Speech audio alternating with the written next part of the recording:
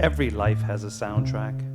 Join me as we invite guests to share their journey through music, one song at a time. 10 moments, 10 memories. I'm your host, Sean, and welcome to 10 Tracks. Are you ready?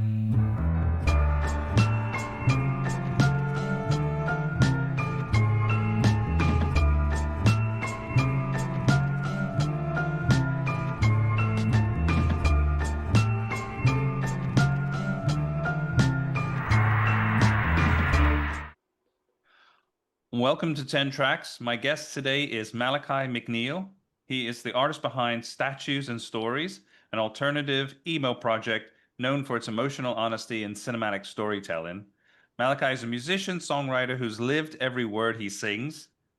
Performing professionally since 16, he's built a life on raw honesty, lyrical depth, and emotional connection. From New York to California, with stops in Pennsylvania and Raleigh, along the way, his story is one of grit, grace, and growth. Malachi, welcome to 10 Tracks. Great intro, Sean. Thank you very much for having me. I've been looking forward to this. Like I told you, I really loved the concept of your podcast since I read it, so I had to reach out to you. I appreciate you doing that. It's really nice, and thanks for being a guest on here. Look forward to diving into your songs. Tell me where you are in the world currently, today. Currently, I'm in San Diego, North San Diego County in California. I landed here about 4 years ago, and I don't know if I'm ever leaving. It's been pretty awesome. Life's been good to me, much better than it has. And yeah, we live in some of the best towns over here. So I've really built a good home for myself here and a community here. So it's a beautiful part of the country. I lived just outside of LA and in LA, and then kind of closer to Long Beach. So Southern California is it's always in my heart. And although I'm in France now in the South, but part of California is always going to stick with me. It was a special place, so I can see why you want to stay there now. It has a way of doing that. And I'm not one of those, I know some San Diego locals, like bona fide San Diegans. I'm not one of those. I love LA. I don't get up there as much as I can. The traffic down here now rivals LA. It's pretty bad. Yeah. So yeah, no, I enjoy them both. When I lived in LA, I never really would bitch about traffic because I worked from home. So I never really, so whenever I had to go anywhere or do something, I would always be like, I'm not doing this every day. I'm not commuting to an office where I have to go into. So I kind of had to look at it. Same with now where I am, because obviously there's traffic here. And if I choose to be at 8 o'clock, 9 o'clock when rush hour traffic, or in the evening, LA was traffic any time of the day. I don't think there was ever, maybe San Diego's the same. But it's just a fact of life that you deal with. Malachi, tell me a little bit about some of your previous, before you got to Paradise. Where else were you? It says like Pennsylvania, Raleigh. You spent time in New York City or upstate New York? New York City. So, going all the way back, I was born in Queens, in New York. So I lived there as a child until I was about 7. We ended up moving, like a lot of people did, into Northeast Pennsylvania. So we were still about an hour and 25 minutes from New York City. So we lived there in the woods. It was completely different. But that's what a lot of people did and still do. So like my dad commuted to the city for work every single morning, still does. And so we hung out there, and then after that, after I turned 18, I was in a hurry to get out of there. I wasn't sure where, but I had toured when I had just turned 17, and I was doing my first tour in the Midwest and down the East Coast, and I had an off day, and my brother who we'll talk about too when we get into some of the tracks, um, had been living in Raleigh, North Carolina for a while, and God, I don't know how long. He must have been there 10 years at that point. And I So he's spent an a older couple, brother. yeah, yeah. Most of I've got a lot of siblings, so I've got eight of them. Okay. And the majority of them are older. Um, Okay. so yeah, and so they've been an influence on me in a bunch of ways. But he had been living there, so I had a couple of days off, and we spent a wild couple of days with him down in Raleigh, North Carolina, while we had the time. It was me and my best friend at the time in my SUV doing this tour that I don't know how I ended up on.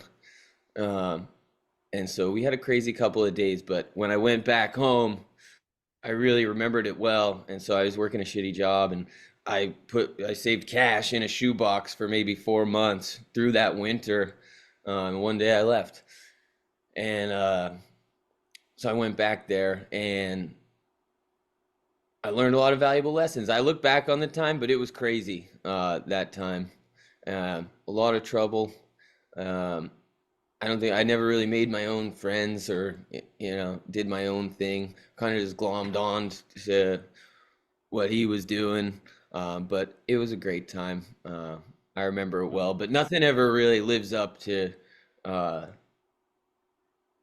your memory, I guess. I was like, this was awesome, but it probably was never going to be awesome all the time for me. Um, Maybe just another vacation would have done the trick. I've always had this, I fall in love with everywhere I go. As a visitor, I immediately picture myself, I could live here or living somewhere. So later on in life, I got some advice that, hey, if you get that itch, maybe just take like a vacation uh, Mhm. or something. Because I create a lot of chaos in my life trying to live everywhere. Well, I don't think that you're alone in this. I mean, personally, I've lived in quite a lot of different places. I sometimes feel like I'm a roaming gnome, not really. I left, I grew up I was born in New Orleans, but I moved away and moved to England when I was about 22, 20. And so kind of had that itch from an early age as well. So it's, we can go back here and there, but it was kind of my calling. So I can never really judge anybody who doesn't feel settled or wants to move around or different places because it's something that I think has always been, a part of me as well. That's comforting.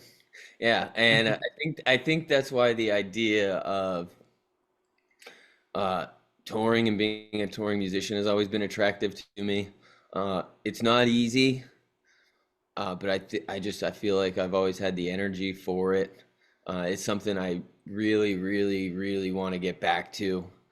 It's been a long time, and just the kind of even in those little clubs that we were doing for a couple years, the people that you meet, it's amazing. I want to meet every single person in every room, whether it was 10, 50.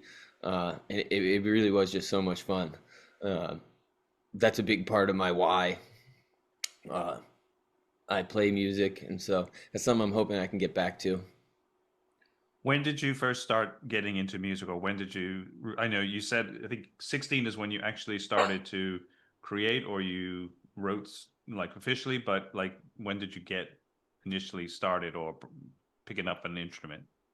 Sure. So I actually took my first guitar lesson when I was 4 in Wow. Queens, and it was Joe Fuco, and they had a little shop that we would go to. We could walk to it from our house. Him and his wife ran it, and I could still picture the room. It was kind of 5 stools, kind of like the ones I'm sitting on here.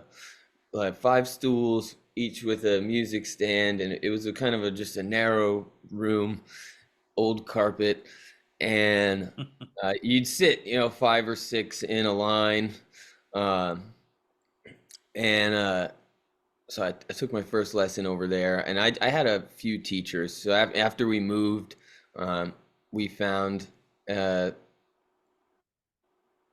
I don't remember a couple of teachers in the middle, but I landed with a pretty cool young guy who graduated from Berklee College of Music in Boston. His name was Alan Caressia, and he was awesome. He had like a pop rock sensibility about him. Uh, I don't know if it was he was just great with me. He understood me, uh, and kind of he was able to see where I wanted to go, or even sometimes just ask what I wanted to do, and he could take me in that direction instead of going in some kind of fixed direction. And Hmm. the biggest thing, one of the biggest things probably in my life was how I was getting really bored. I think I was 12, 11, 12, and I've been doing this for a while, and just visibly bored. I didn't want to go. Um, I had already discovered mounds of punk music in the 90s, and I had already been there. And so I was kind of developing my own attitude. And one day he kind of asked me, "What do you want to do?" And I told him I wanted to write songs and play. And I don't know if we had worked on playing and singing at the same time, but when you're young, that's like a big deal. It was amazing. Earth Angel was the first song I learned to play and sing at the same time. But he asked me what I wanted to do, so we wrote my first couple of songs together. Somewhere, probably with my mother, those songs are on a CD somewhere. We ended up recording them, so he would do them at his home, the lessons after he left the shop. So he would do them at his home, and he had this awesome studio, and he was and pretty amazing for him to do that with me. Wrote a couple of songs. We ended up kind of demoing them, and they exist. Walking Against the Wind was the first song I ever wrote. And Yeah.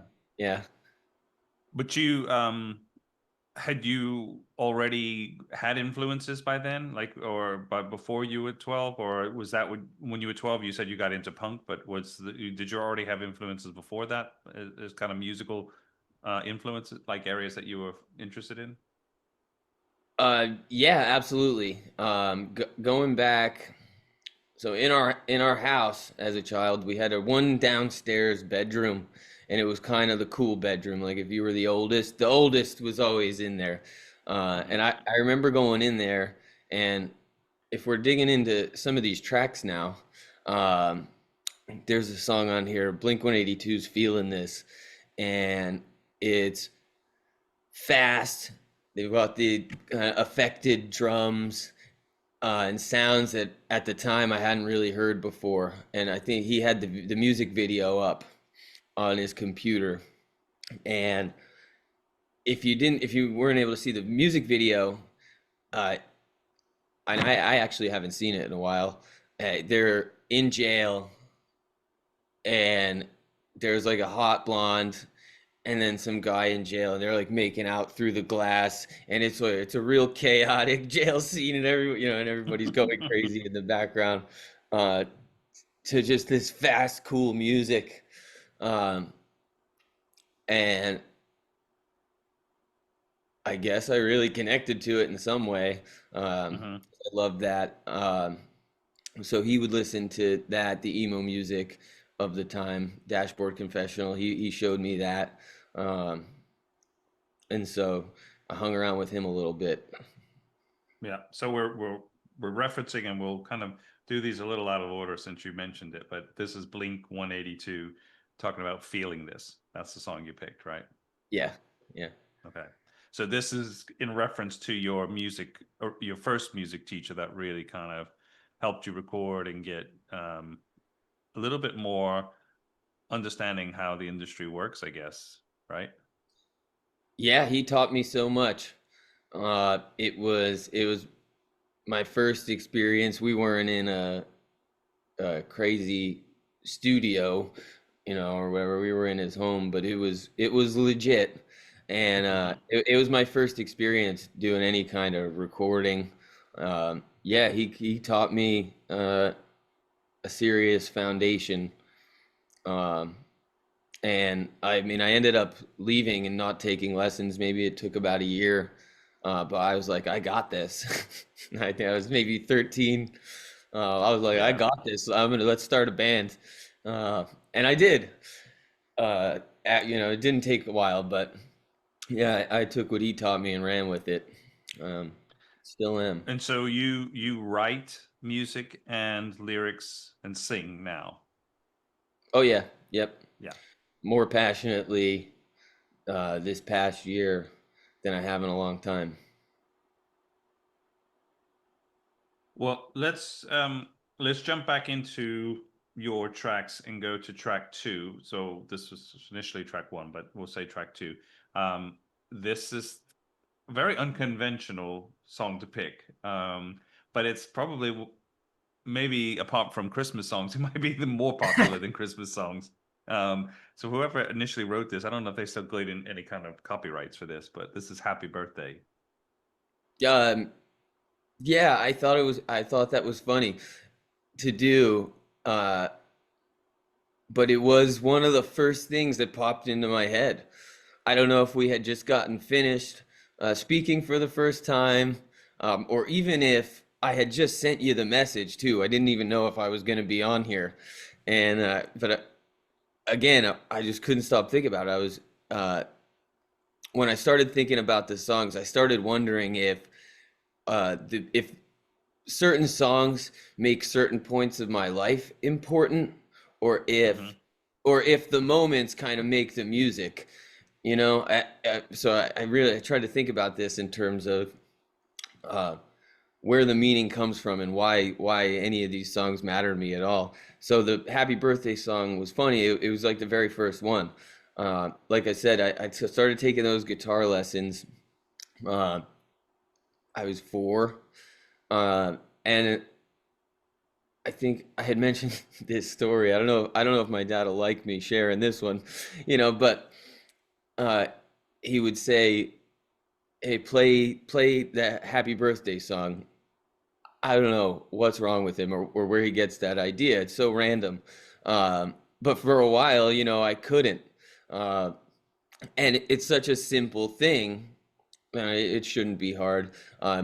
It's he was all that money for guitar lessons, and you can't play Happy Birthday, which sounds horrible, I think, but I just kind of remember it as this tough love thing, because they were a little more persistent. They were a little more persistent with me and music than when I started playing sports, and I could always take a sport, leave a sport. Uh,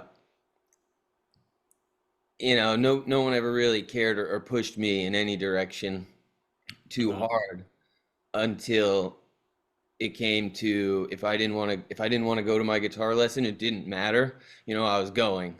Um, for some reason, they were always very persistent with me and pushing me towards playing music, which I think is so strange because it's like the most important thing anyone could have ever done for me. Uh, so it's awesome, and I thank them all the time. I don't know why they knew, um, but they did. So the birthday song kind of symbolizes that for me. Uh, how they always kept me in this direction, uh, and in a way, I kind of appreciate uh, comments like So that.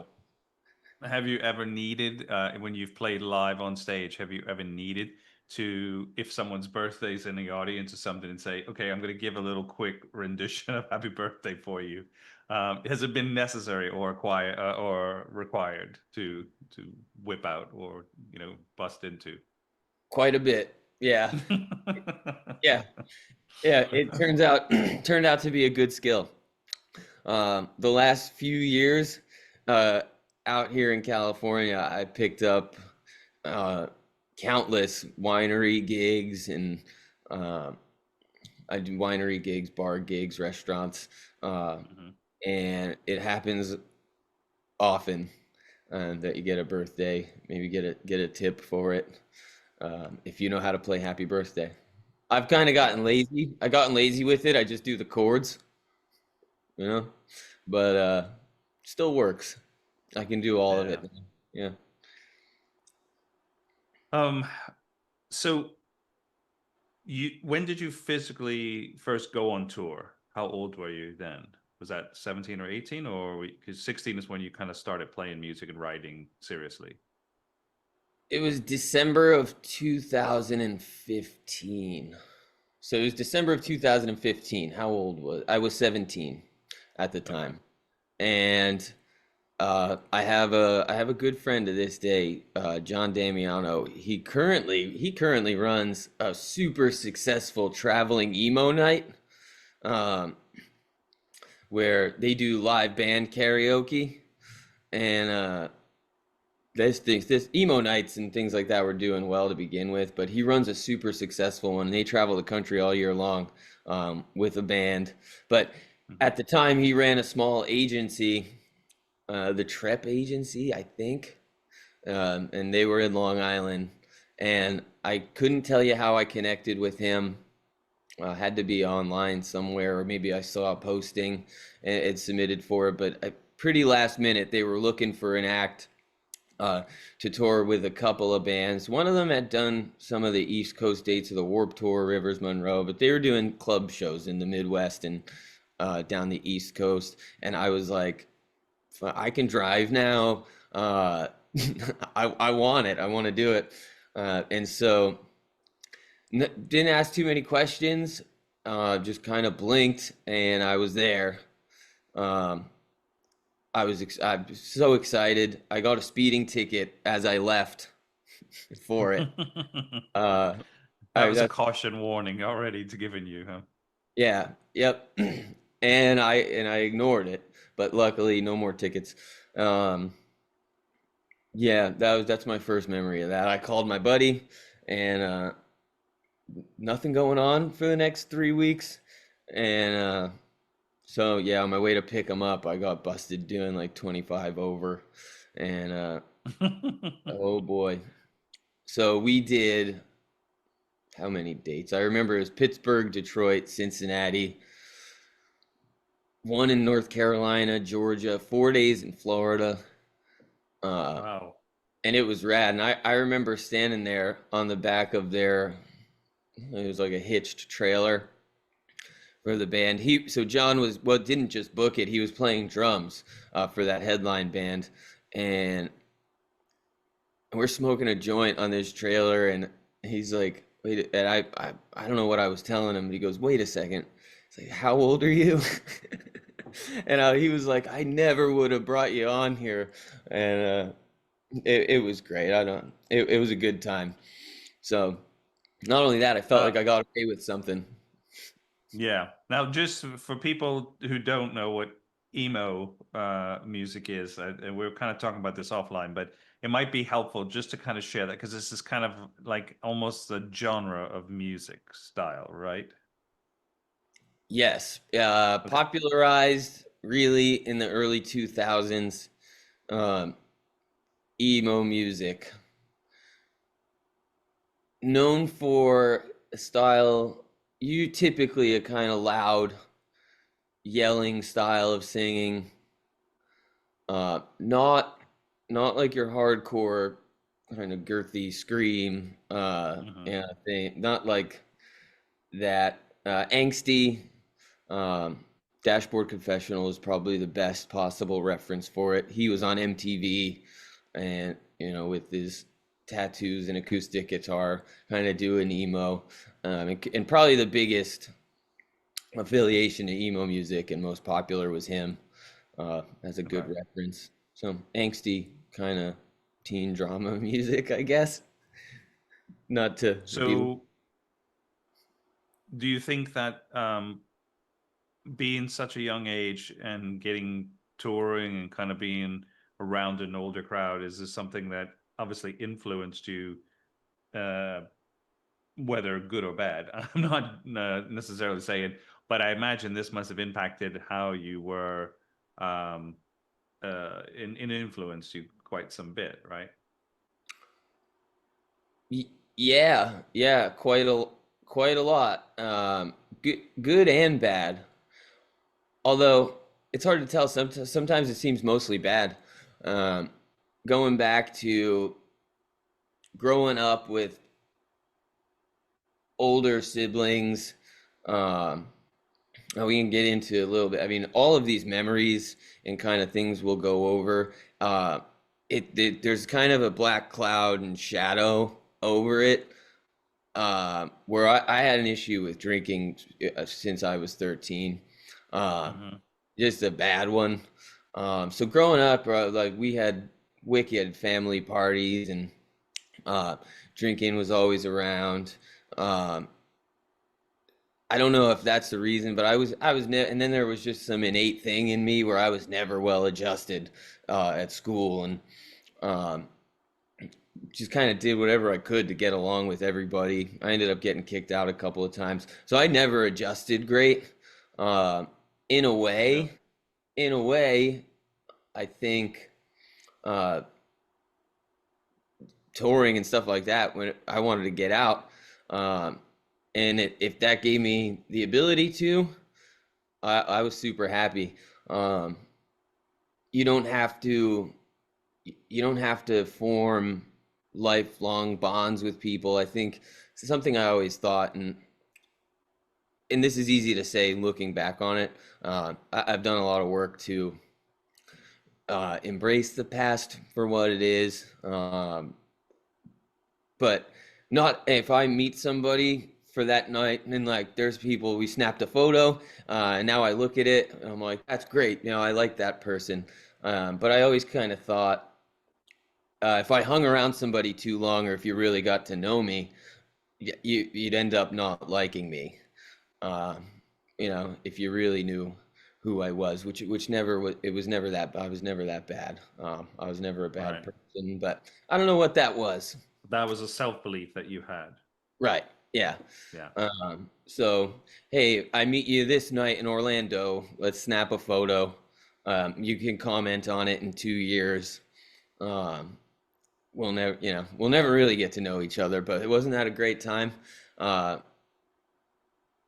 that was that was a whole new level of escapism, uh, Hmm. that I fell in love with. So maybe my motivations weren't great, but it was still a wonderful time. Uh, Yeah. yeah, I'm really not in the business of kind of psychoanalyzing everything about my past either, but some of it's worthwhile.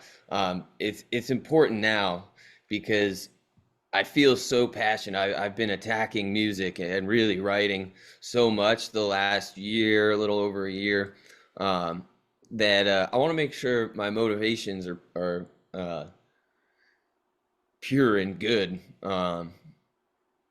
with everything I do. But Hmm.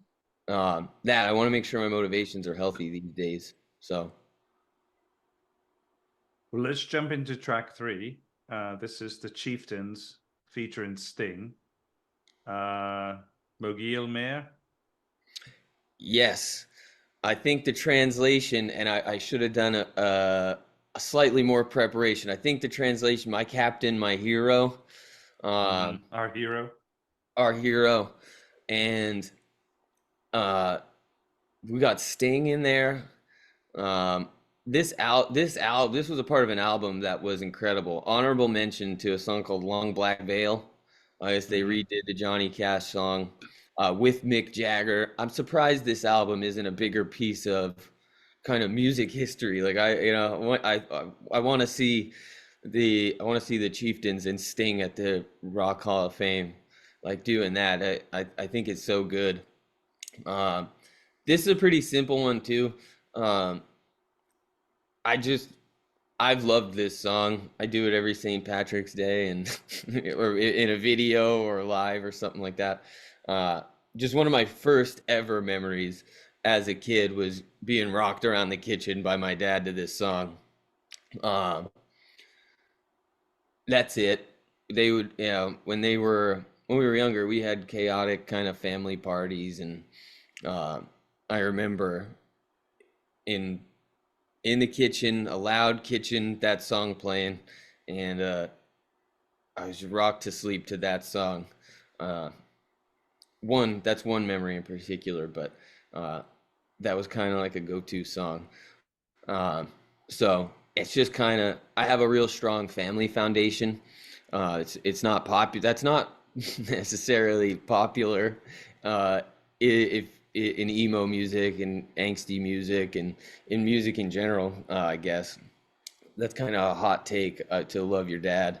Um, but yeah, I have a lot to appreciate about the way I grew up, and um, they didn't make anything harder for me. A lot of the problems I experienced came from somewhere, but that wasn't one of them. So yeah, I just got fond memories of growing up, and that song's a part of it. So where are your family now? Are they, like you said, one brother was in Raleigh, but are your siblings kind of and your parents all over the place, or is everyone more or less on the East Coast? They're all pretty spread out. They're all East Coast. My parents are still in that home in Pennsylvania, in the Pocono Mountains. My siblings, a lot of them on my mother's side, uh, were always in Long Island, New York. Hmm. So a couple of them are still there.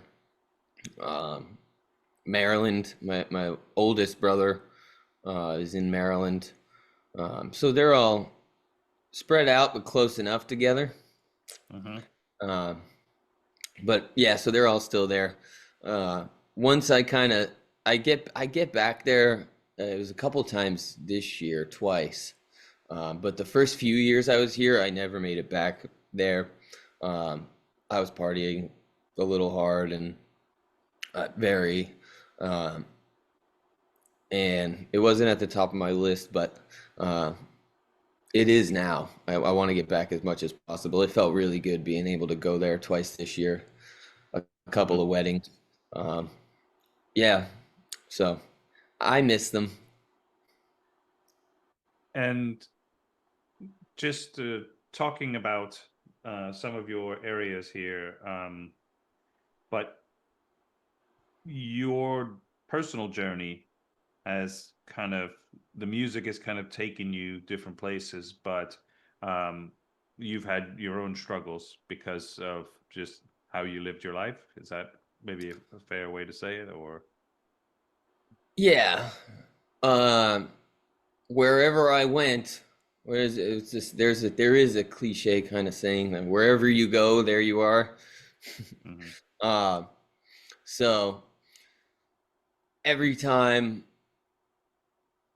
I would move somewhere or anywhere I was, I had all the same kind of problems that I ever had. Um, a lot a lot of people in my shoes and the kind of substance abuse shoes think maybe a geographical change might be just what they need, um, or that's going to fix my problems.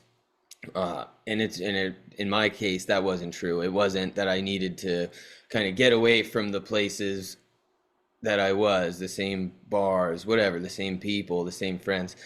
I didn't need to get away from that. I needed to change myself.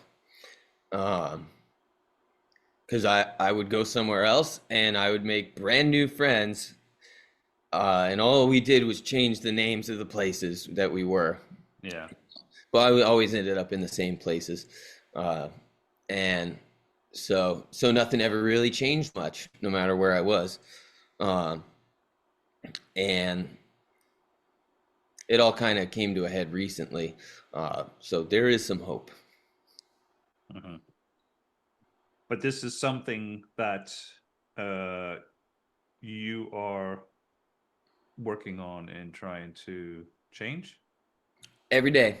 Uh, so yeah, without diving too much into it, I've been sober since January 12th of this year, um, and it's made a monumental difference in my life. Um, Yeah. I was we had it in my family. I had four aunts and uncles die before, well, three of them before I was born, due to alcoholism and addiction. Thank God, so far I've got eight happy, pretty healthy siblings. But if I didn't stop drinking, I was gonna drink myself to death. Was the Wow. reality of my drinking since I was 13. 12 or 13 when I started. I was obsessed with it. Just it, I really came to believe it's a mental obsession. Uh, Mhm. Once I start, it was impossible to stop. And uh, Do you think you have an addictive personality? Is that part of it? oh yeah, yeah, uh, yeah, because it comes out in any number of other ways. I even today, I'm just not gonna lose my job over them or anything like that. I'm not gonna irreparably harm my relationships anymore. Uh, if I'm eating too much ice cream or um, I always had this relentless energy, even when I was a kid, uh, going back. Uh, and so I used to have a personality before I started drinking. Once I started drinking, I adopted this entirely different personality. And so now I'm kind of rebuilding uh, a different one, maybe a hybrid. Mhm. Because I had I had a lot of fun. A lot of what's in these memories and these tracks are great memories. Um, no matter how sad my physical state was, I can look back on so much. Uh, and there were accomplishments there. There were failures in there. There were opportunities like the ones we discussed, but and then ones I missed. And that's unfortunate, but c'est la vie, right? Or in French. That's life. But it's also you're exactly where you're supposed to be. So Yep.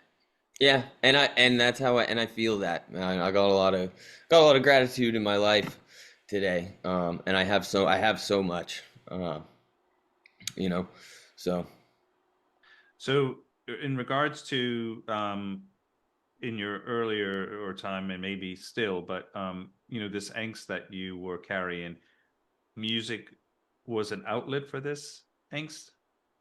oh yeah, yep. Um, I encourage anyone to listen to statues and stories online, and I mean I was a pretty open book, uh, which is strange for me because I second guess so many of my own thoughts. I can be pretty critical of myself, not overly, but I don't. It's like a new thing. I oversharing. I don't. I get a bad taste in my mouth when people share. I feel like they overshare some personal stuff online, and um, I'm just going to refrain from giving examples. But Mm-hmm. there's just some stuff that I prefer to keep to myself. Um, so when I listen to some of the music that I used to do, boy, you would think I didn't care. Uh, yeah, I had none of the shame or anything. It was all out there. No filters. None, none.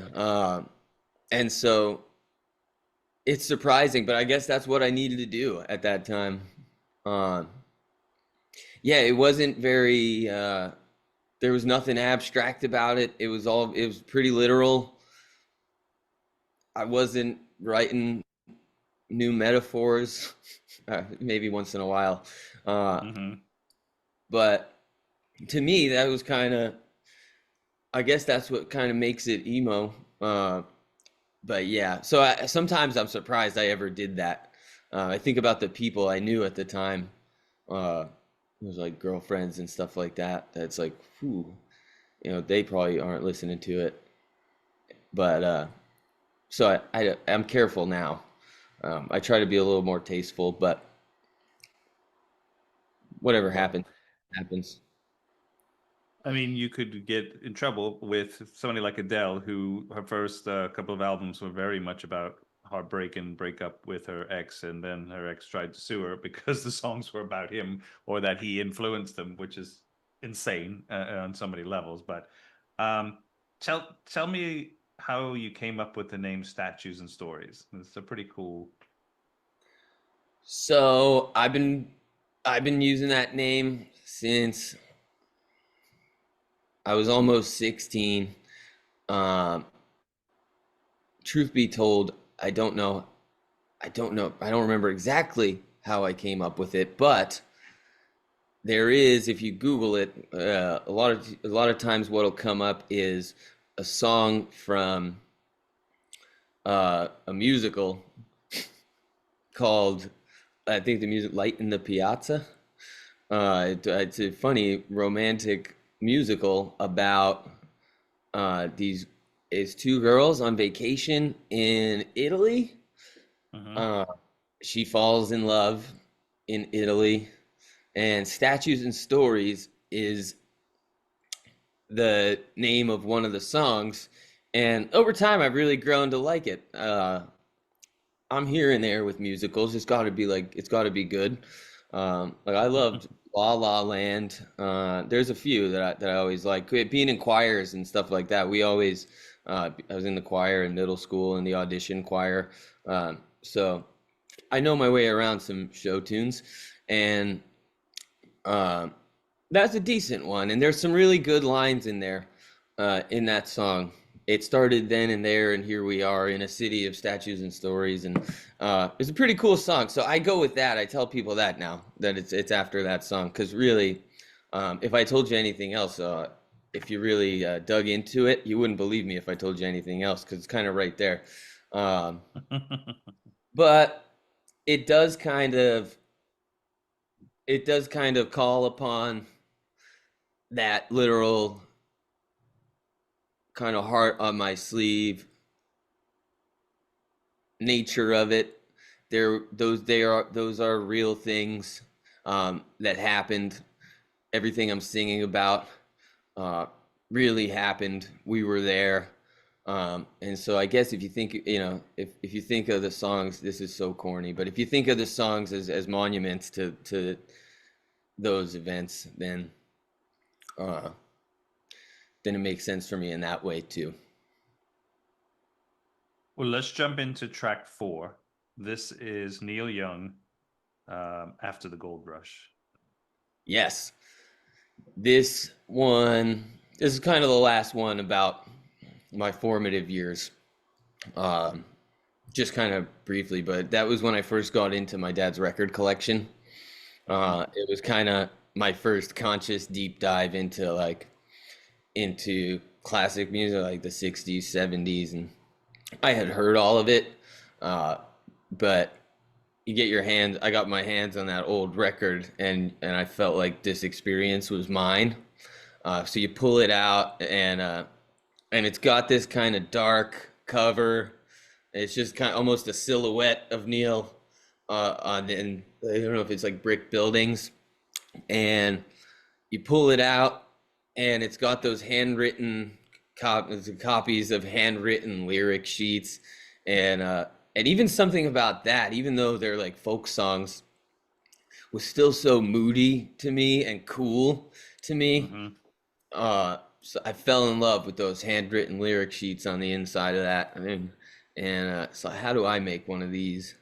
Um, it was great. And after the gold rush, uh, one of my big regrets so far is I've only seen videos of him opening a show with that song, and it's just him on the piano or an organ with God knows how many people, and just the harmonica, and he'll open the show with that song, and it could bring me to tears on a video. Yeah.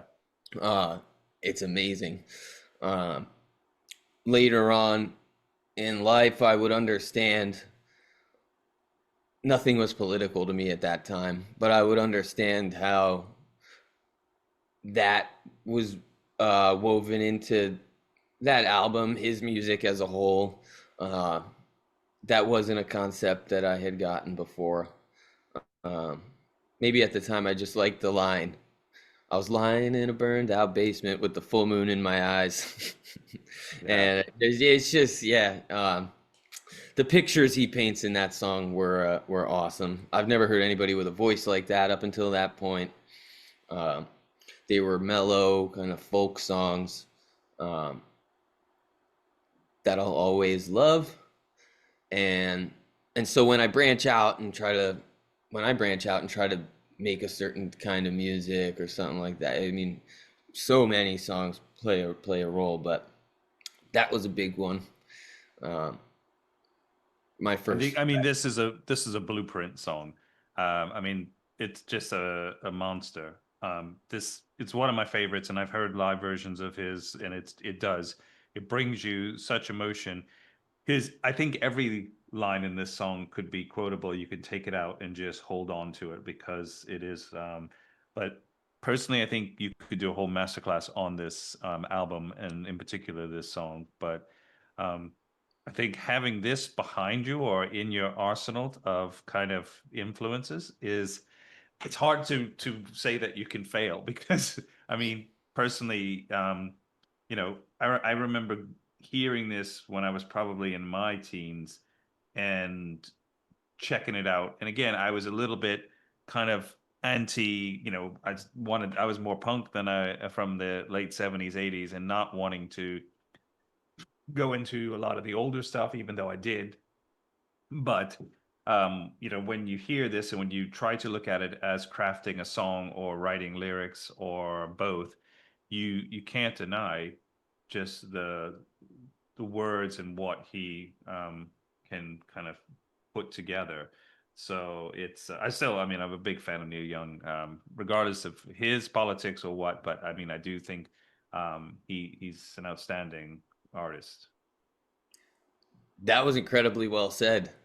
I think my hair stood I up didn't think while you were about it saying it. first. I'm It came really, out of somewhere, nowhere. I don't know. hey, I'm glad that's the best. I'm glad it means a lot to you too. Yeah, the melody is perfect. Everything about it's perfect. I'm listening and man, this old guy with a whiny voice. What is he saying, and why do I relate to it? Um, Yeah. word for word. Yeah, it's still kind of a badass song. So yeah, I love it. That's an all time great for sure.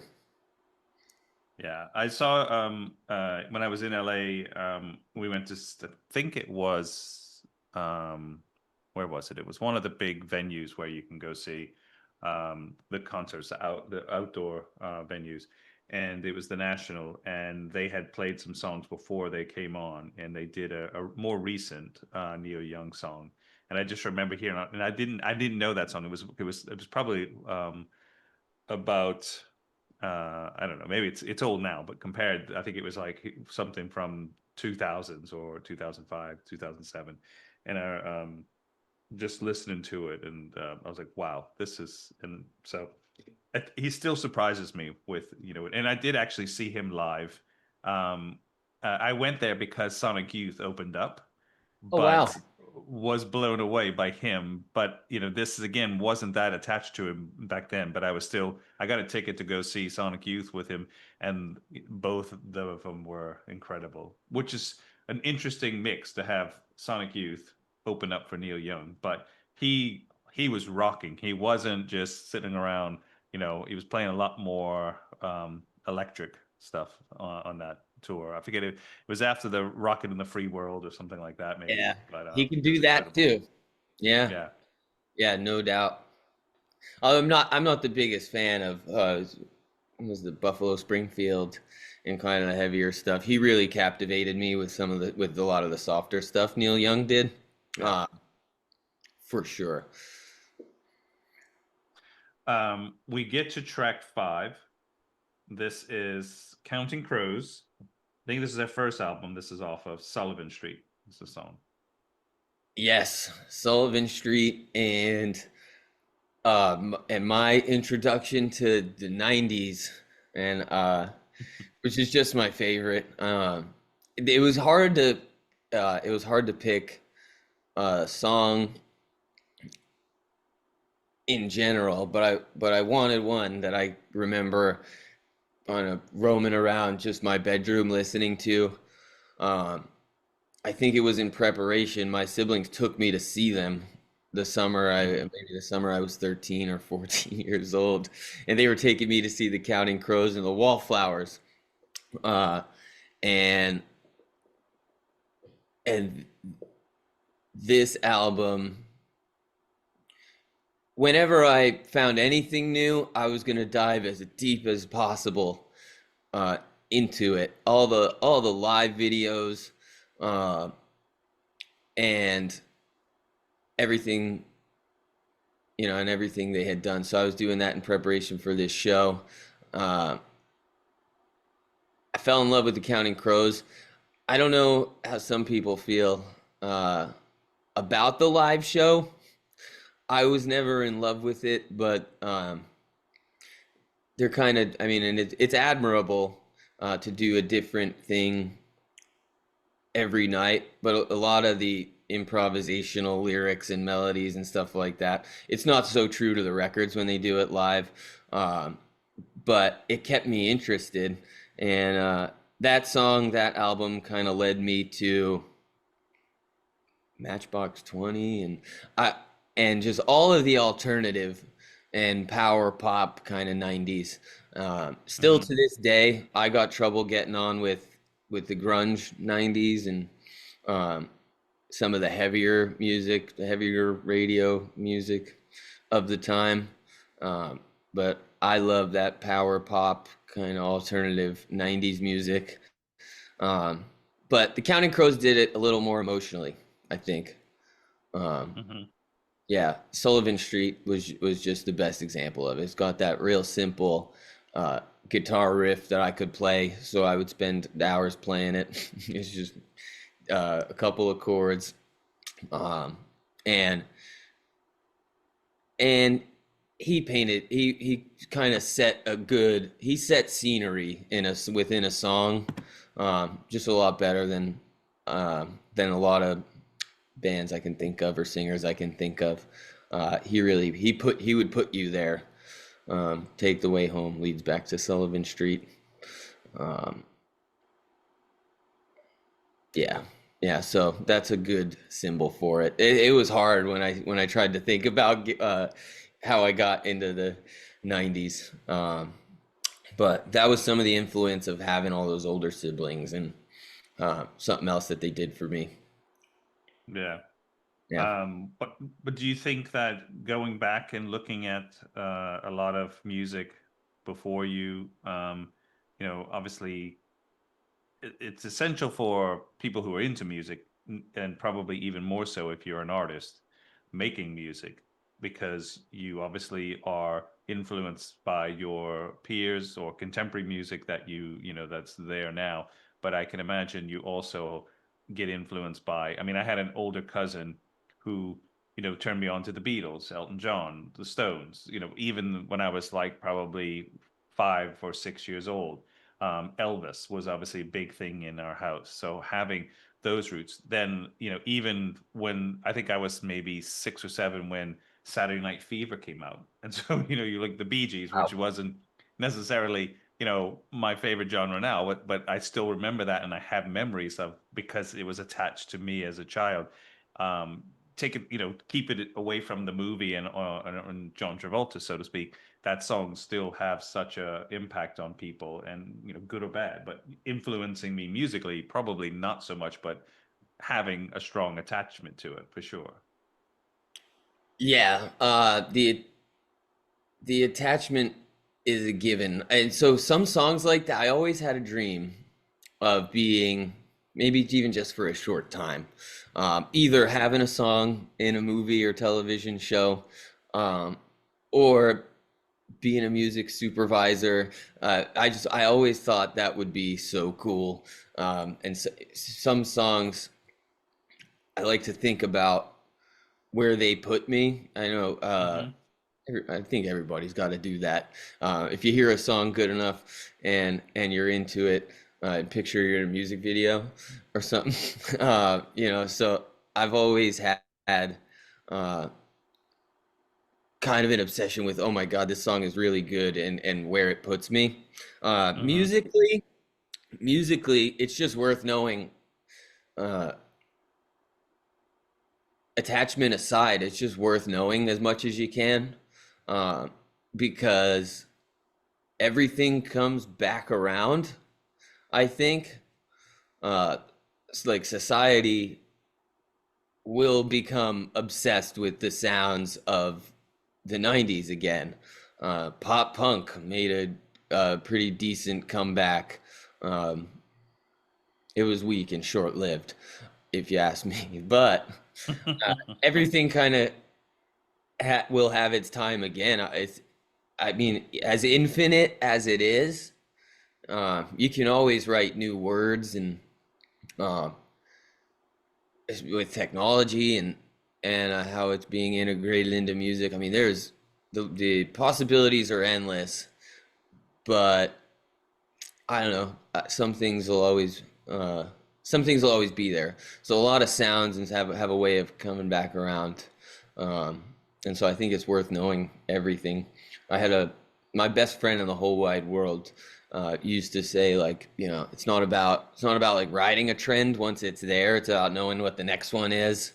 Um, if you think about it from like an industry standpoint. Um, Hmm. and that was particularly true of people he knew who were ghostwriting, who were songwriters, like label songwriters. And if they wanted to maintain success, it was more about knowing what was coming. Uh, I don't really care for what I do. Uh, for what I'm doing, that information doesn't matter so much. Um, but or maybe it does. I don't know. I'm just doing the music that I want to, that I used to, that I'm comfortable doing. But um, it's better. It's just better to know everything that you can. Um, and I was lucky in that sense. I had it come from so many angles in my life. But the '90s were a big one. But we'll get to a song of theirs. But uh, I saw Third Eye Blind for the first time when I was like 12, and don't cringe too hard, but we're about to become best friends. I've got a tattoo of theirs on my leg that I got when I was 16 in somebody's apartment, and, uh, and we're going on 12 years, and I still don't regret it, man. I don't go to many shows anymore, but when they come around, I'll buy tickets to their show. I go see them. It's an energetic show, um, Hmm. and I love all the songs. So the '90s were huge, just in my development. I love them. I love Yeah. that the decade of alt rock, and yeah. So that segues into, as you mentioned, Third Eye Blonde. That's track 6. This song is Everything Is Easy, you picked. Yes. Yeah. So this one's kind of got this one's got somewhat of a specific memory. First, just about the music. I love like synth pop kind of.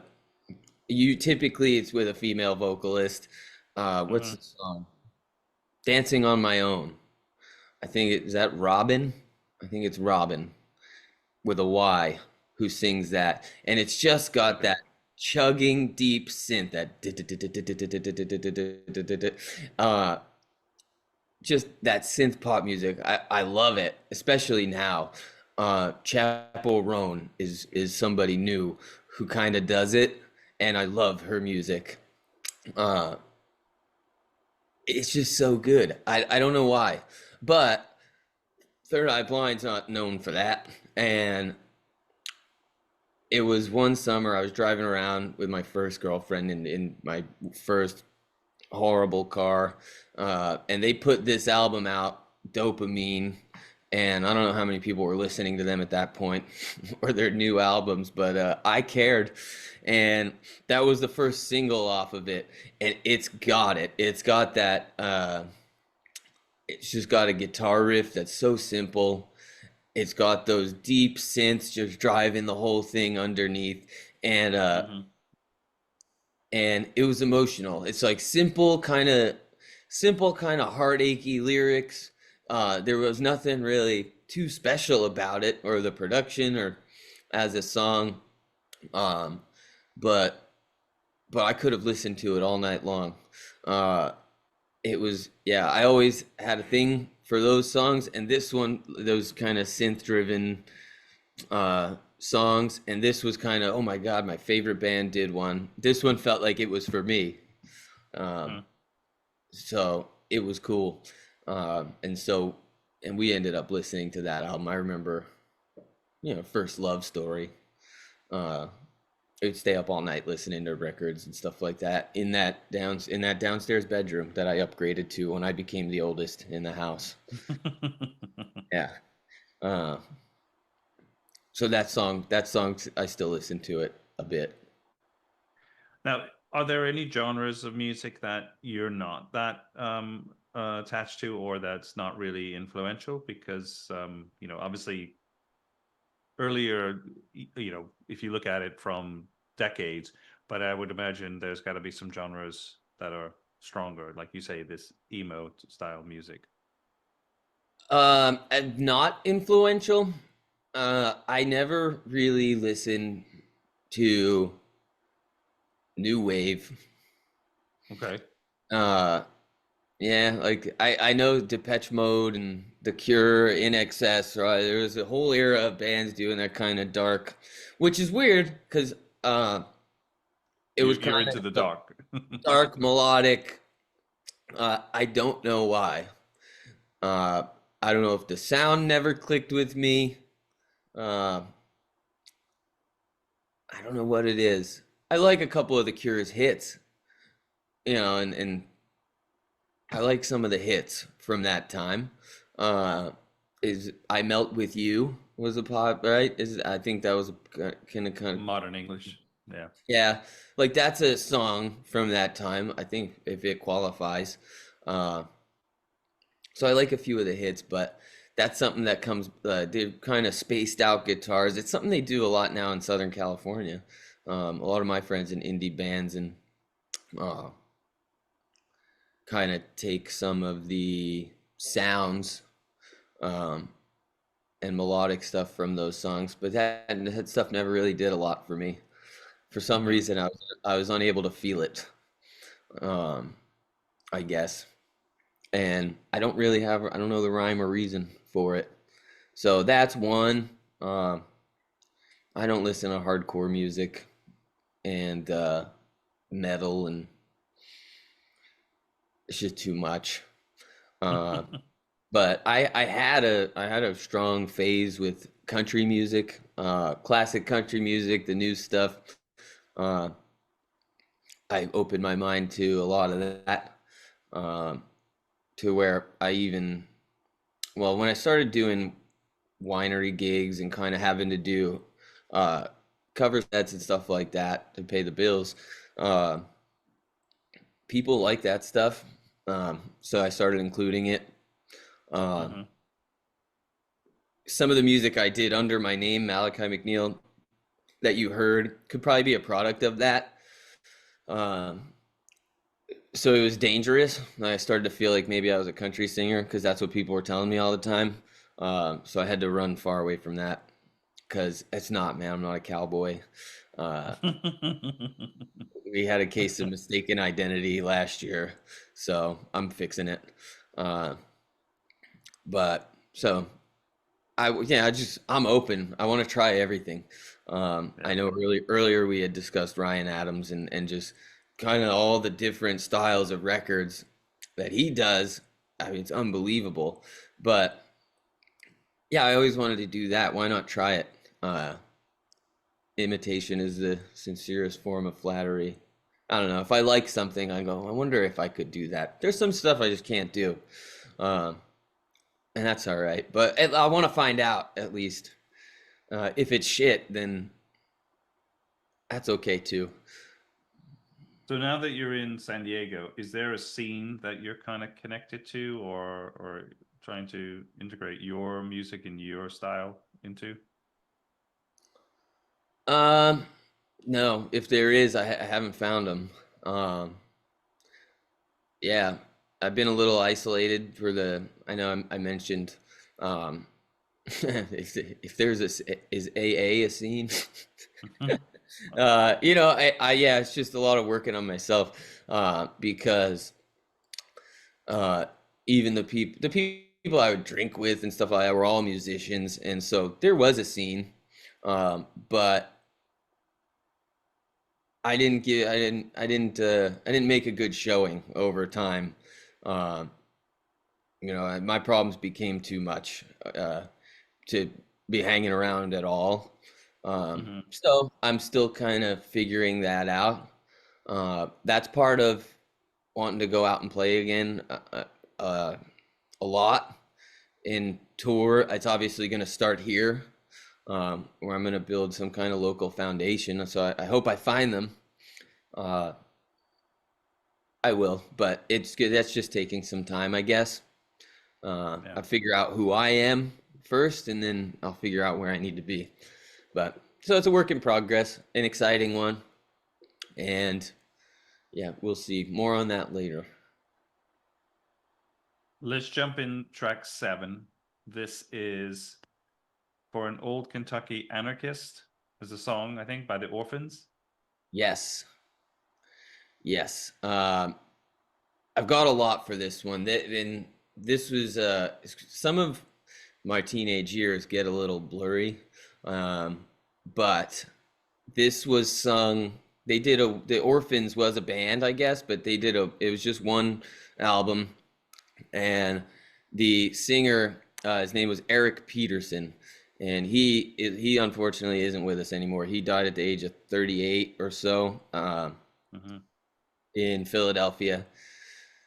His primary project, which again was mostly just him, they were called Mischief Brew, and he was like the principal songwriter. And this was when I had gone highly political. Uh, they call it, I guess, folk punk. Um, and I had gone completely political, but he told amazing stories. He stepped into the shoes of societies. I know people have been doing it, but this was kind of more recent and something that was going on. This music was more recent. It was happening while I was growing up, and he stepped into the shoes of, society's homeless uh, and unfortunate, just unbelievably well, and told kind of the and told sad stories of just kind of people at their lowest, and beautiful stories. So I loved his music a lot, and so me and my friend, that I ended up touring with, we would sit.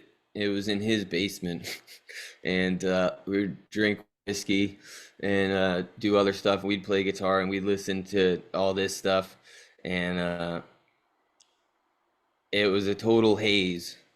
But that's one of the best things about this podcast and concept is how much of my specific memories really are a haze, where all Hmm. I kind of have is, but these songs kind of sustain. They help me put myself there a little bit better.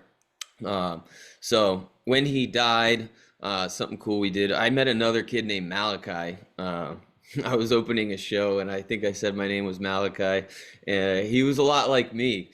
Uh, Kind of looked like me, just tall, skinny white kid, man. And we got along great. Uh, and he was a fan of all this stuff. And after he died, after Eric Peterson died, Malachi's still alive in Pennsylvania. Uh, we did a show of Pennsylvania bands who had either played with Eric Peterson and Mischief Brew, just had some affinity with his music, and we played his songs all night. And we had people from all over the country come in with their vans and their dogs, and it was unbelievable. And we raised shit money, but we gave it to his wife, and it was crazy to see a community of people who rallied around his music that night. Kind of came from all over, uh, and so that was special. And that's a real positive memory I had. It's not just what his music did for me, but he's got a pretty strong community out there. So, um, It's a great story. thanks. Where do you want your music to take you? On the road again, hopefully in the near future, like next year. Uh, the TikTok comments and stuff doesn't do it for me. You know, it's I hate that. I mean, I'm getting better at that and living online as an artist. I'm getting kind of used to that. You know, but I don't care how expensive it is to tour these days. None of that really matters to me. I just want to do it again. Maybe I'll hate it. That's a possibility. Maybe I'll go, all right, this isn't what it was for me uh, 8 years ago.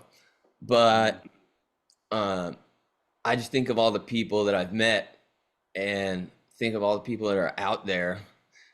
And um, I had, there were a couple of experiences I had, and this is kind of about statues and stories and going back to that name. There's this kid in Chicago, and his name's Josh, and he's been a fan of my music the whole time. Uh, there's a few of those out there. Not many, but there's a few. And he would reach out to me from time to time, ask what I'm doing, is anything coming out? And I think I hadn't been to Chicago in a long time, so he started thinking he might not ever get to see me. So he came out with his girlfriend for a week on vacation to San Diego, and they came to one of my gigs out here earlier this year. And I was like, all right. And I hadn't played any of the old Statues and Stories music in a long time, and I couldn't not do it for him. I was like, I'm gonna do it. And so I did it, and God, it felt good. Uh, it felt really, really good. He appreciated it. I don't know if I can get up, but he left me these napkin letters before he left, and he gave them to me, just thanking me for playing that song. Um, it said a couple of quirky things on it, but it was awesome. So I keep them all the time. I got a box of important little keepsakes, Mhm. and that's one of them. That felt really good. Um, but his girlfriend said he was listening to the songs on the plane. Like he really listens to the songs, and they meant a lot to him. And I couldn't fathom that anything I did then meant anything to anybody. But it dawned on me like maybe it does, uh, and that's just so cool. It's unbelievable. Um, because I never used to really think that much of myself or my songs. I don't know why I did them. But that's Is that part of my changing now? Are you appreciating yourself and appreciating your songs now? yes, yeah. I'm embracing, I'm even making posts online with some of the old songs. I'm really embracing them, whereas I might not have wanted to look at them before. And so there were just a couple of, I had another kid reach out. Me and my brother used to listen to this album, one of my albums, every morning on our way to high school. and, uh, and I was just like, and I don't know what to do with that information. You know, it makes me blush. Because yeah, it blows me away. That happened again around the same time earlier this year, and it was so cool. So it kind of planted the seed for me to go back to making music under the name Statues and Stories. Hmm. We're gonna get back to that sound a little bit, or a lot of bit. I mean, I was working. I think 7 a.m. Pacific time is early. I was up an hour and a half before that, kind of revisiting some of the demos I did yesterday and the day before. Um, so I'm excited to work on it. We're gonna get back to that. So I'm embracing just the past and that sound. And then I was back in North Carolina recently at a wedding, and my sister and her husband, now husband, uh, said they were listening to some of that Statues and Stories music on their way down, and how they felt like I did that with more conviction, uh, and that I meant it a little bit more when I was making music that way, um, which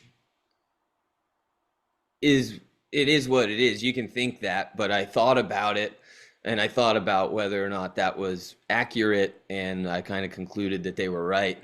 So just little signs and little nudges that I've gotten over the past year are a big deal for me. So Yeah. it's yeah, it's been motivating. It's helped me clear out my head. Uh, Everything's kind of working together. it wouldn't be possible if I didn't get sober. But um, all the personal work, all the kind of outside influences, everything uh, just seems to be working together to get me where I need to be. Um, so That's incredible. Let's jump to track 8. This is a huge artist. Bob Seger and the Silver Bullet Band, Night Moves. yeah, baby. Uh, I mean, this one just feels good.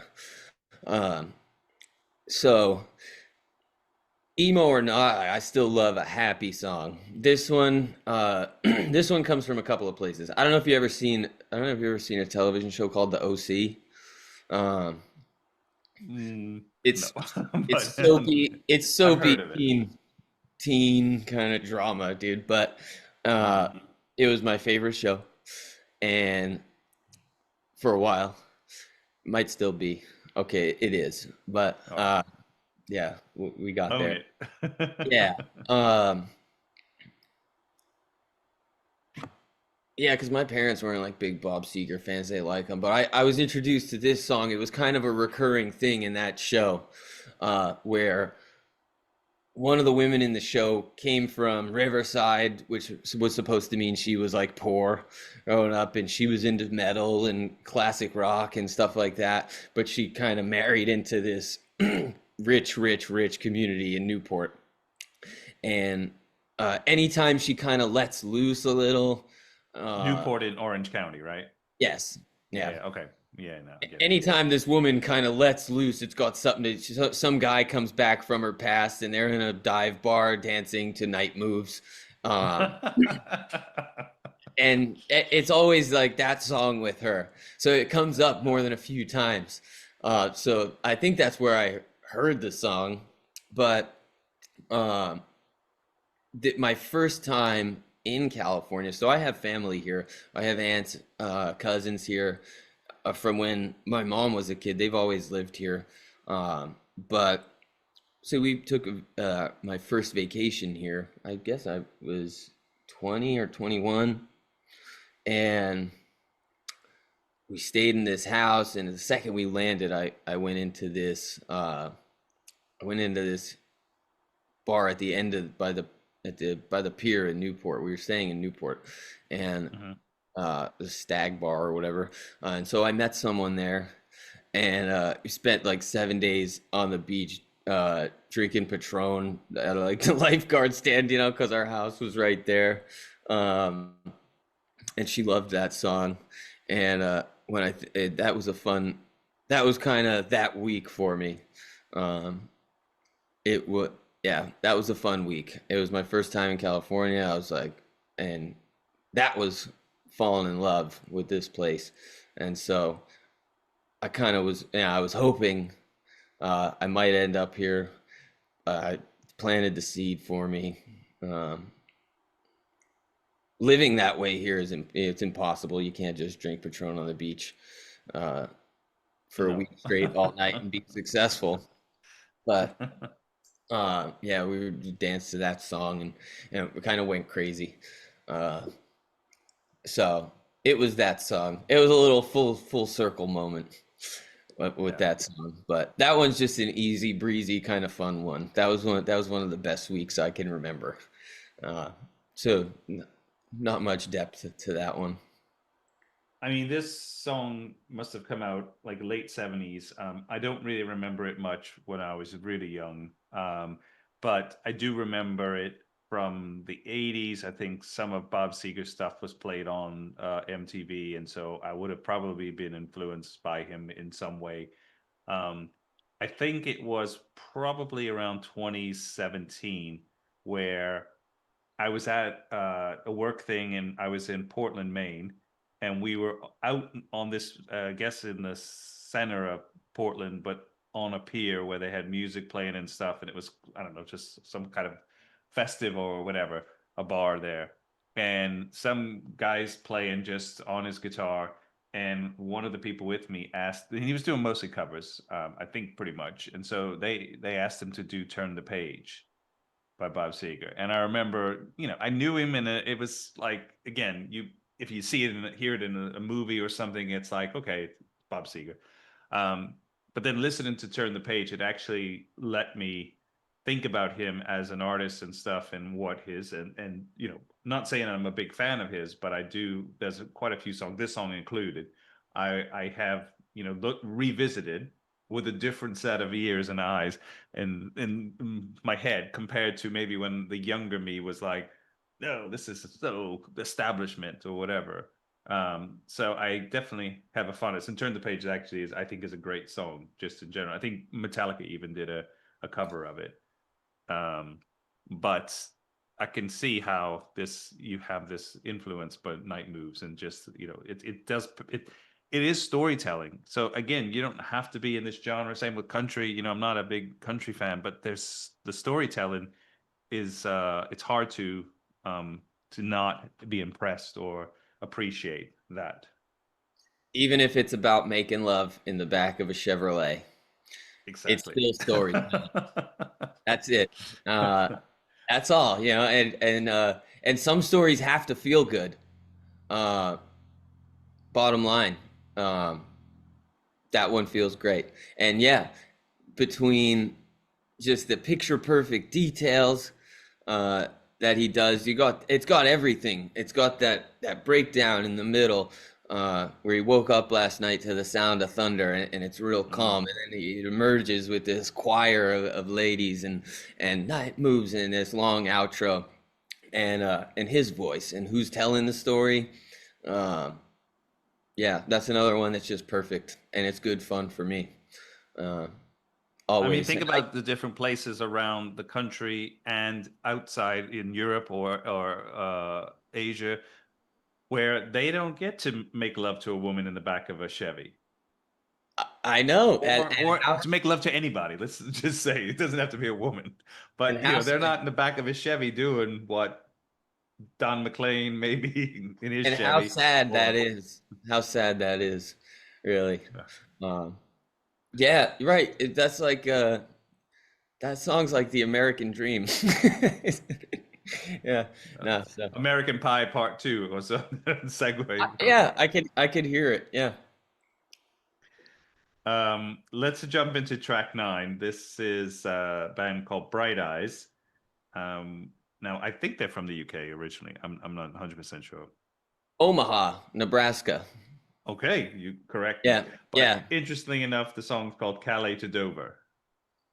indeed. So the last two are from, well, I guess this came out in 2020. Hmm. My last couple of songs were kind of when my drinking kind of came to a head. I was pretty beaten down. I had gone to a rehab and another program after that, uh, and so I was living in this house with all these guys. Uh, there was a guitar in the house. It belonged to one of the guys, so I didn't have one of my own, which is crazy for the first time in my life. And I would play that, and I discovered this album called Down in the Weeds, Where the World Once Was by Bright Eyes, and it came out in Hmm. I think 2020. But so this was in 2022. I found it, and it was hard. This one was hard to pick song from. It was hard to pick a song from this album, but this is, I think, the last one on the album.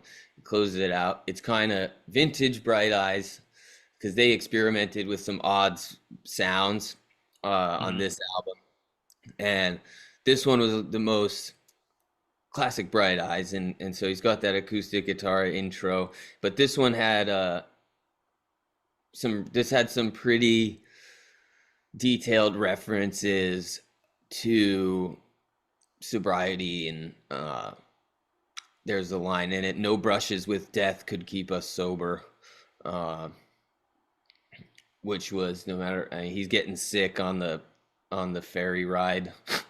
He says, "Said I felt sick to get attention." Uh, I think it's about a divorce, um, which I've never been married, but I've uh, ended a lot of relationships in burning flames. Uh, Hmm. so I could relate, but uh, just kind of the references to his own journey with substance abuse, whatever. Um, it's described pretty well in this song, and well enough that I felt it a lot. And when I first found it, I was listening like in my bed, kind of quietly, almost with it under my pillow. Like I had a roommate and in there, and so it meant a lot to me. The whole album, um, not so much sonically. It's kind of hard to do. He's got such a distinct, kind of frail voice, and that just works. So a lot of the references and stuff like that meant a lot to me at that time as I was kind of getting better. Uh, so that's all. Yeah. I heard about Bright Eyes probably a little bit earlier than 2020 because I think it was off their album Digital Ash in a Digital Urn or something. And there's a song, I believe in Symmetry and then Take It Easy, were really, I really liked. I liked, again, his voice is quite unique and the music and the songs that they were making. So I actually but again, sometimes these bands come and go into your orbit. So I was kind of into them a little bit off that album, and then I kind of didn't get. And now that you have like streaming services, you tend to can go back to them and revisit them. So I was pleasantly surprised to see it on your list, just because I was kind of aware of them and liked them, but kind of lost touch with them. So and then this was an interesting come back with Calais to Dover. But I forgot they were from uh, the States, Oklahoma. So if they were in your orbit, then you actually have. I mean, he's also, especially early on in his career, emo. Okay. He was I was definitely. emo before I knew what emo was. I think so. I think we had a breakthrough here. Yeah. Yeah. So he's a big one. I don't know how that escaped me, but he kind of did the same thing. Like when he first started, it was like the Yeah. late '90s. It sounds like he did them on was it like an 8 track or something, but they were pretty shabby recordings, and they were all acoustic, and it was that frail, and I mean this in the best way, whiny, uh, angsty kind of music. He did it a little Mhm. differently than Chris in Dashboard Confessional, but there's a great performance which I could never believe he did, but it's sunset at Coachella, and he's playing this song called Lua by Mhm. himself on that big stage at sunset at Coachella, and it was cool. That was a Pretty cool. different time again where emo was kind of at the forefront, but he had the hair, this thing, uh, and wristbands and those emo kind of the shorts. He was the whole picture of it. He was the whole I didn't picture know of there it. was a wardrobe as well. Now I gotta really dig into this. Okay. Yeah, so he did that, and he did it well, obviously. But yeah, he was a little more folk and Americana, or so a lot of the elements were. And I think Rolling Stone did an article where they called him the Bob Dylan of our generation, which is crazy. I don't read a lot of Rolling Stone, but that was said once. Mm. He's an expert storyteller, and uh, Yeah. and, and he's an amazing songwriter. Um, so yeah, he was a little less simplistic than a lot of the emo that I was referring to earlier, or punk music. Uh, yeah, so he was emo, and he still kind of is. He's been doing the same thing. Uh, well, he ties that band together. He ties all like it's so distinct that they could do anything, but it's really him in his It's voice. mostly him, and there's been musicians joining him here and there, right? He's the only constant thread. I think so.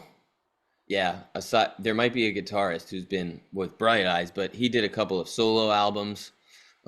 There was an album with they were called the Mystic Valley Band, where he wanted to do an album, so he had a different group of musicians come in and they toured like that. So yeah, he kind of did such a variety of project. There was a cool one he did with Phoebe Bridgers.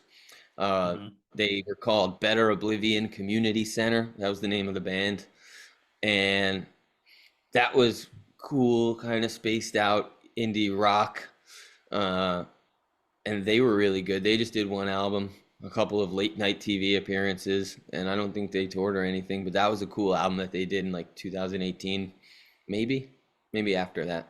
It was really good. Yeah. I'm a big fan of everything he's done.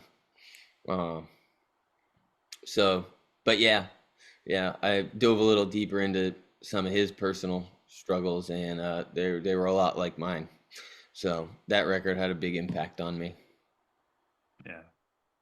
Do you have a strong support group for you now to keep you sober and to, to focus on your music and just kind of going in the right direction or going in a direction? Yeah, yeah. I met a guy back in January.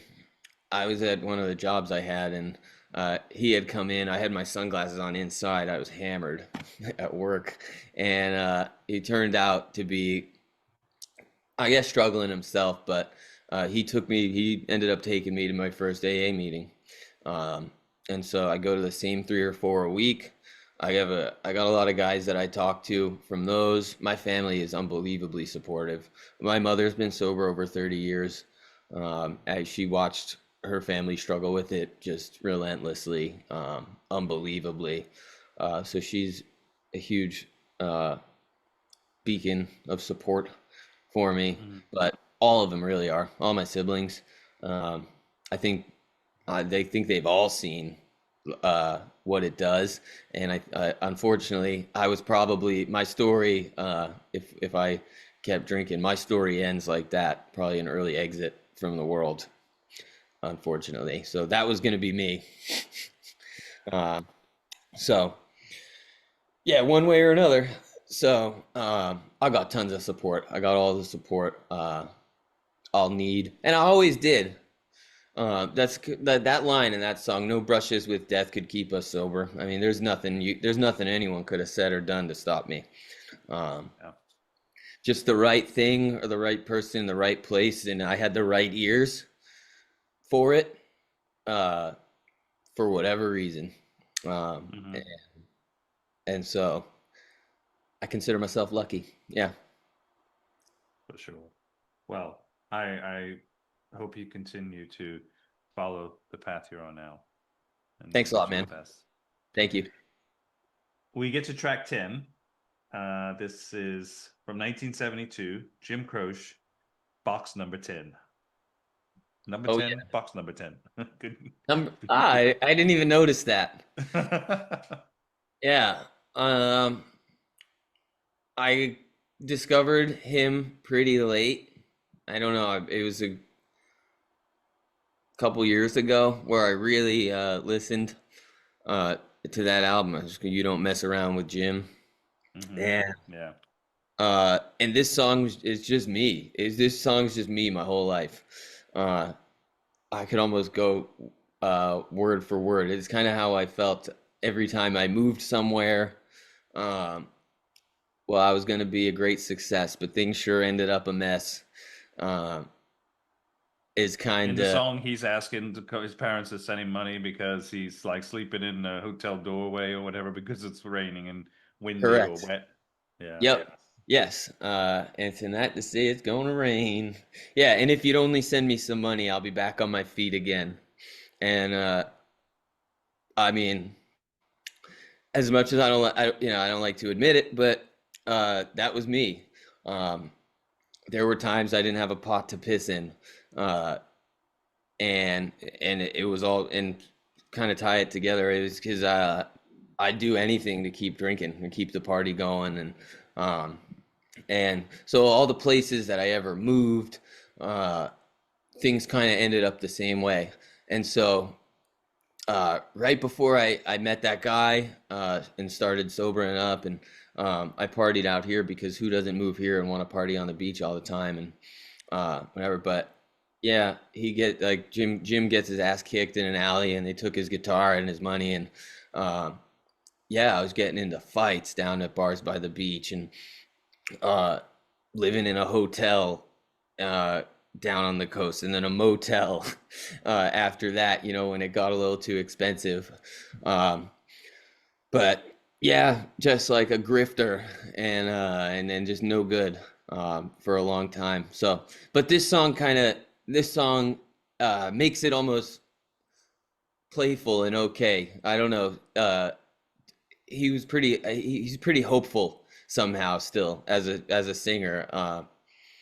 Another unfortunate early departure uh, Yeah. was Croce, and overall seemed like a happy, kind of hopeful, optimistic guy, and so I don't know if this song when he wrote it was about him, uh, whatever, but I think it's semi-autobiographical. I mean, I think a lot of his stuff has a big influence. Like, New York is not my home, or I want to leave, or something like we're talking about. Just kind of, yeah. I've been digging him recently and getting into stuff. I knew some of the songs growing up and as a kid, but I kind of revisited a lot of this again. But again, the craft of his writing and the storytelling is very um biographical, or semi or autobiographical, but I think it's still just the way he can kind of weave these stories.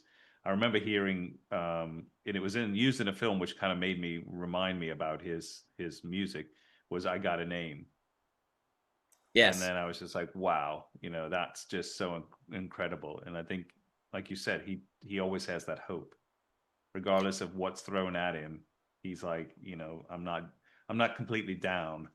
never. And yeah. Yep, yeah, and so a lot of the music that I like, and I think it's easy to be uh,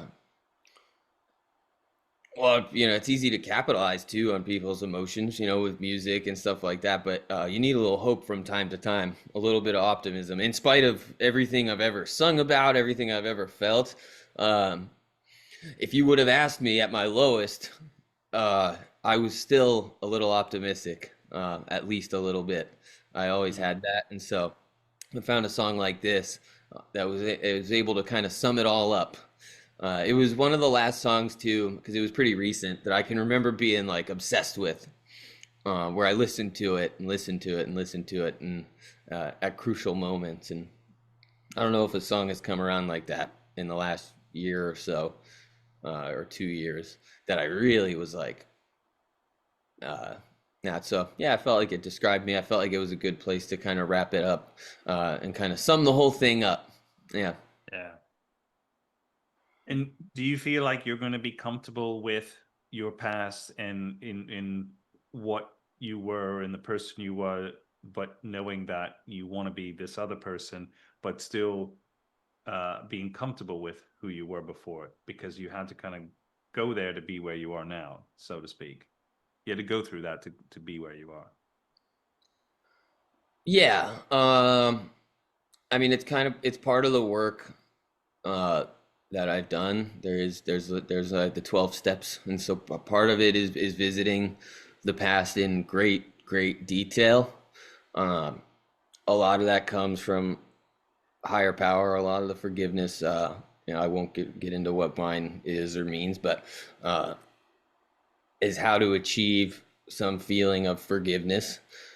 Some bridges, man, are totally burned, you know, But and have you forgiven yourself?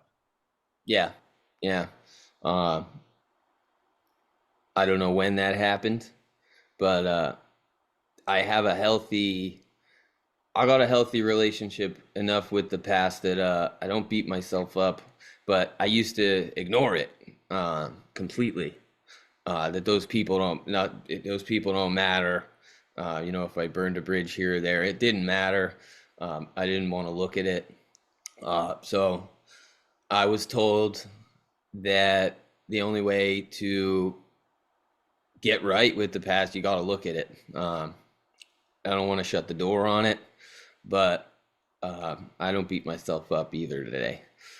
Yeah. Um, and in hindsight, a lot of it ain't that bad. I wasn't a killer, or a lot of it isn't that bad. Um, a lot of it can and will be fixed. I don't know. There's nothing that can't be fixed. But yeah, so I got a better relationship with it now. Um, yeah, and so it's good because I don't want to. I don't. like that I cut ties with a lot of the music that I made, uh, a lot of memories that I felt like I didn't want to look at, and so I lost a lot of good. You lose a lot of good when you do that, so you got to look at the good that was there too, because there was plenty. So Malachi, what's the best way for people to connect with you and to if they want to get in touch? my phone number is not kidding. Uh, yeah. Call collect. No. um, I'm super active on Instagram and TikTok. It's at statues ca, so STATUESCA on Instagram and TikTok. Um, I post daily, so don't miss it. That's why Okay. I'm active. But yeah, if you dig it, send me a message, and I talk to everybody who reaches out in the messages, and even if I don't know, I don't have to know you. Uh, I love it. So Spotify, Apple Music, YouTube, Statues and Stories. Uh, if you want to deep dive on the music, sure, you can search my full name, Malachi McNeill. But yeah, you can find me all those places. I appreciate it. I look forward to it. Uh, Appreciate you being a guest and sharing your story and sharing your 10 tracks. It seems like a journey you've already kind of had, and now a journey that you're obviously still going on. But having the music in your heart, I think, is a companion that's is a it can always be there for you to get you through some of this. So don't ever have doubt that you've got, and knowing that you have family and friends that are there for you, I think is a strong, support. But the music guiding you through this can be great. Thanks a lot for saying that. Yeah, all of that is real big in my life, and that goes for anyone listening, man. No matter what's going on, got to maintain a little bit of optimism. Uh, without that, it's pretty hard to the the light. So, uh, Yeah. so I Well, hope I, you can. I hope you keep seeing the light. I share everybody as we say goodbye to be kind, be humble, and be love. Wish you the best and much success with your music. And I hope to hear more of it in some of if you're writing some new stuff, and to continue to do that. And good luck. And I hope to see that you're on the road touring. From your mouth to God's ears, man. Oh, me too. So I look forward to. Putting it out there. Yeah, I appreciate your time so much, man, and thank you for having me. Thanks, Malachi.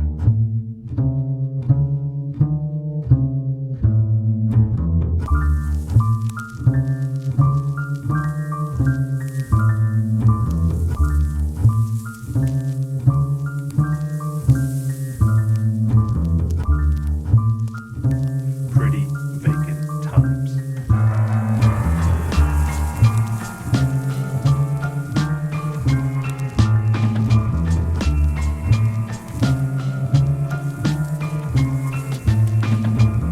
Are you ready?